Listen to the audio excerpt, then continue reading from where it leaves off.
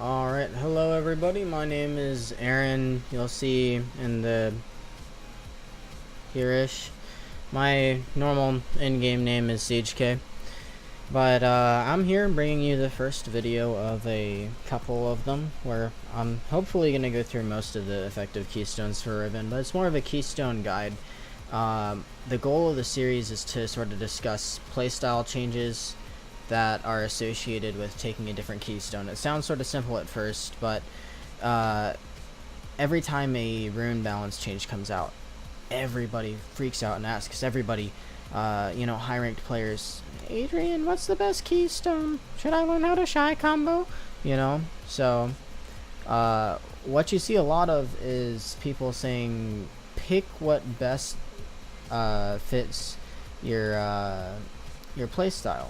Now, there's some truth to that, but at the highest level of play, Adrian being ranked 25 right now, high level of play, you're gonna see 1, 2, 3, 4 different keystones being used, and another player who's up there, you'll see Grasp on almost all of Dakar's Riven games. Granted, Viper and Modex and Von Baoqian and a whole bunch of other guys are up there, Typhlos. In terms of skill, you're going to notice that you can use a lot of different keystones on Riven and succeed. And somebody who's arguably the best Riven in North America, being Adrian, he's using a multitude of keystones at this point in time, right?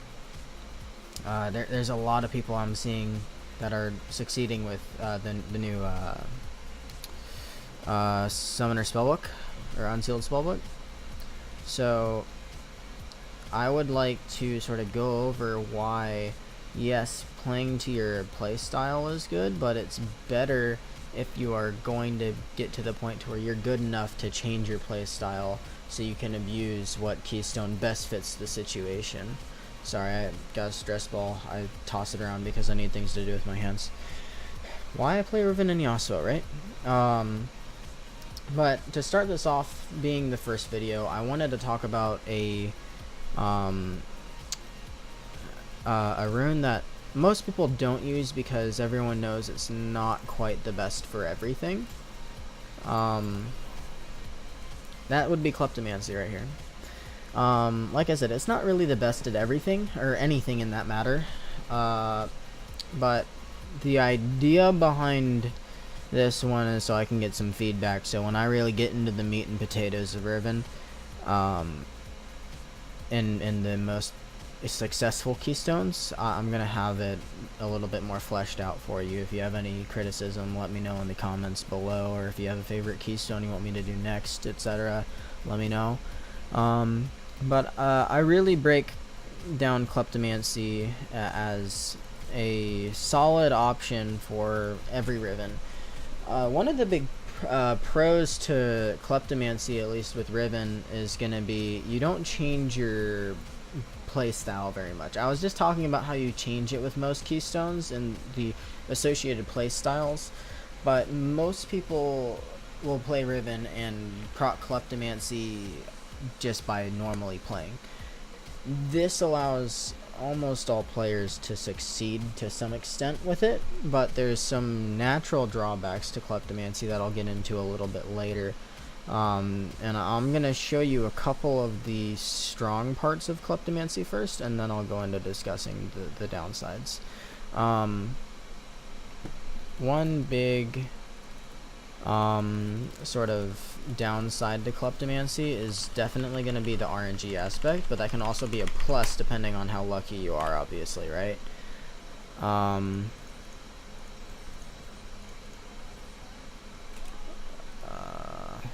whatever. So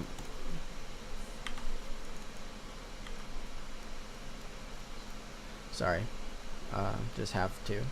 But Kleptomancy makes very short trades extremely good. So if I'm going in like that, I just got 110 gold for that, right? That was a very quick trade. E auto WQ. I can do that at any level. I can do that level 1. Actually, that's probably better if I do all this at like level 3 probably. And then let's just pretend like I have this. So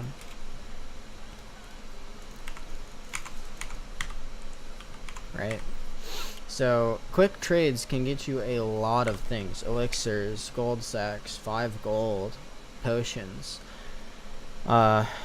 elixirs of skill. You know, that's a super basic Riven trade that everyone should learn how to do. So that's one of the big go-to trades that I have. Pretend this is an Alawi and she's about to Q me. I'm right here. I can E out. I can Q out and not take any damage. But the optimal thing is E auto, Q hits, WQ, right? Turn this off. And now I can walk away. Now granted, she'll for sure W you. 100%. Get W'd. And I got 2 Qs left to dodge the tentacle E. Sort of a niche example, but to continue, that is ideally you're doing more damage with that. I hate that the total changes for that. There. So there you go, 137 or 124, or the DPS changes. But that is gonna be your, I know I'm taking damage first, it's a reactive trade, but it's still what I call a 1 proc trade. That's your go-to. Your second, there it is right there. So this is your, I'm the one engaging the fight, or I'm the one engaging the trade. So even if you aren't in Q range and you miss the Q damage, that's completely fine if you're doing a completely free trade. So you'll notice here when I did this, that's all 3 of my abilities. I did about 137 damage. Even if I do that, I got 90 gold for that, compared to nothing for the last time. It's not so much with Kleptomancy about the damage output sometimes as just you're grinding people down. You're looking to grind that gold, that item value. It's not so much kill. Especially with Klepto being one of the only runes that is not an automatic or instantaneous combat steroid. If I get an elixir, that's the only, or yeah, elixir of skill, elixir wrath, you know, iron, whatever, even sorcery for turret damage. They're the only sources of instant feedback you get with Klepto. Being that if you get any sort of potion, it takes time for that to tick. If you get any sort of ward, unless you ward and you're able to dodge a gank really quick, you're not getting instantaneous value off of that ward, right? Klepto is really interesting in that regard. Then there are some trades where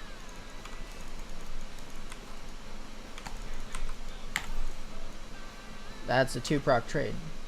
Now let's go in and hit him at 4 minutes on the dot, just so we can time this out, right? So 3, 2, 1, go.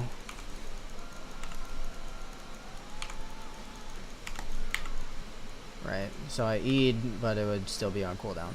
2 proc trade. That is anything longer than about 5 seconds.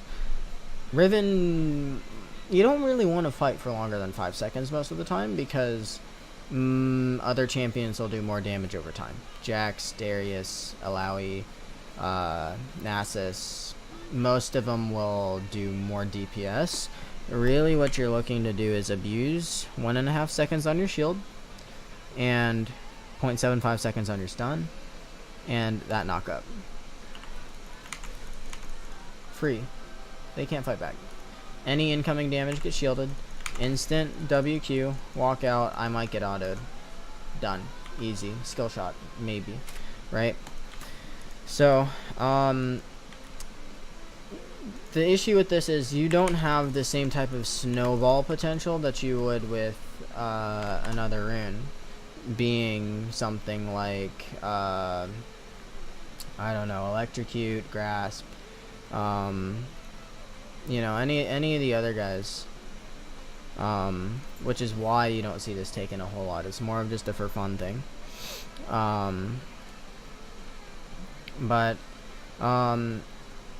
mentioned some of those downsides earlier, them being complete RNG.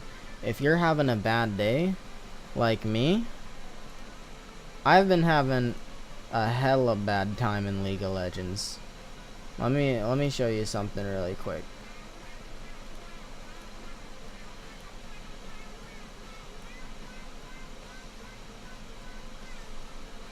I don't want to talk about it. I will if you guys want me to. Instead of talking about Keystone, shit, I'll do it.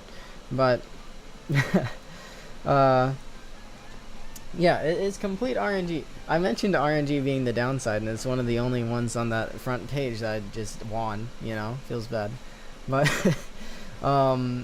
if you're having a bad luck streak, you can get low golds on those gold sacks. You can get green wards, blue wards all of the time. And it's like, really what I want is the health potion, the elixir skill, other types of elixirs, you know, iron, wrath. If I don't get those, it feels bad, honestly. I mean, being that it is RNG, more than likely you're gonna get them at some point. It's just, do you get them when you really want them? Another downside would be inspiration tree, just in general. I like Kleptomancy, it's fun. But like I said, 1, it's not the best. 2, perfect timing has been shit on. We need boots early on some lanes, for sure. So, do I want to wait until 8.5 minutes to get my Ninja Tabbies versus Yasuo? Probably not. Flash contract, Hextech Flash. If you're doing this on Riven, you're doing something wrong. You can't do the Hextech Flash combos. We got 3rd Q up most of the time if we need to traverse terrain. This is just the best one by process of elimination, right? All 3 of these, not needed. They're just QOL, not needed. Similarly down here, this is nice because you get so many more potions through Klepto. We don't normally take something like Corrupting, right? And then extra 5% CDR. Super nice. Super nice to have base CDR. But this makes it so it's really hard for me to recommend doing this or doing this. Resolve Secondary is become a staple of League of Legends top lane at this point in time, being May of 2018.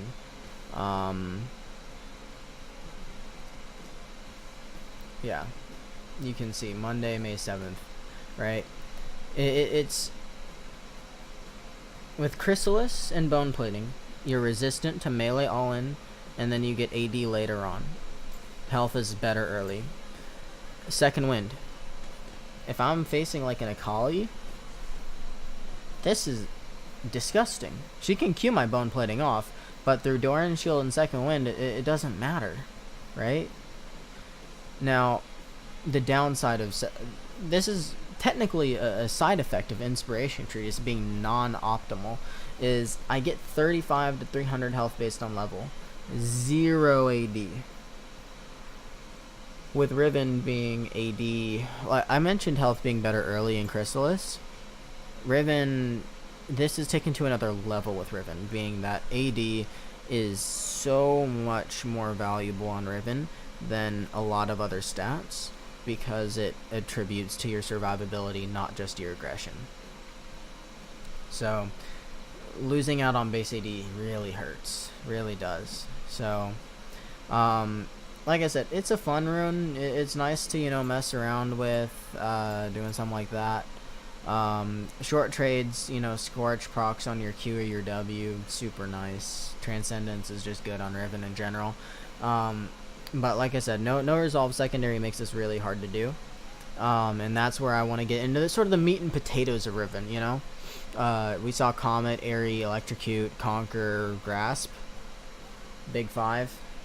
When we really get into that type of stuff, I want to have some feedback from you guys so I can really make those as best as possible, get some more analysis into it, and really get into the trade pattern change and lane style change, stylistic changes for you guys. Like I said, Kleptomancy, there's not a whole lot of that, so I couldn't go into it as much other than explaining 1 or 2 proc trades and how this makes quick trades more valuable, and how you don't really want to go into an all-in unless you know for sure you can win it because you don't have any instantaneous combat bonuses or steroids.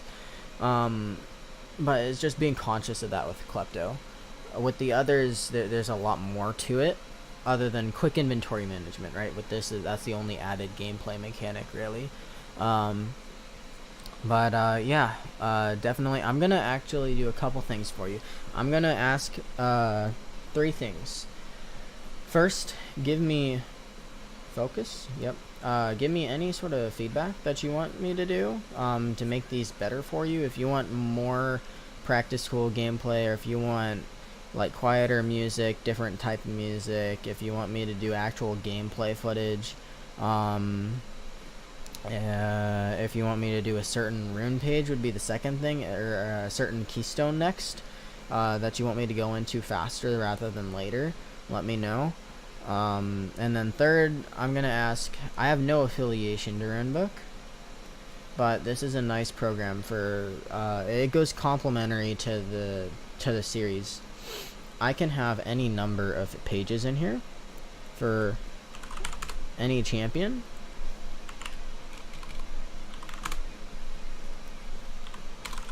and I don't have to have them saved in my client.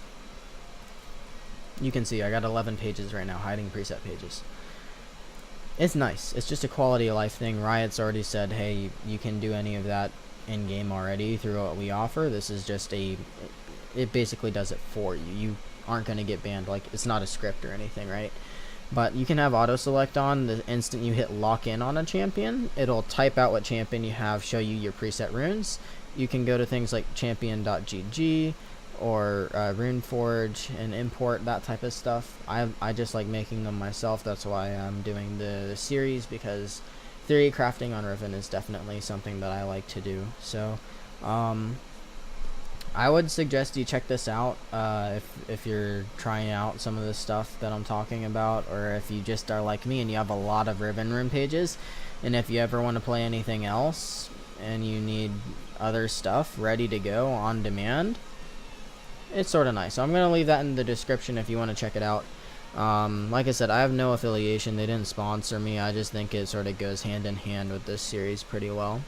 But definitely, thanks for watching. Like I said, any sort of feedback you can give me, I appreciate it, this being sort of the first go at it. So far, this one has been sort of low effort. I just got music playing, did some practice tool stuff, explaining pros, cons of the runes, some playstyle stuff, like one proc, 2 proc trades.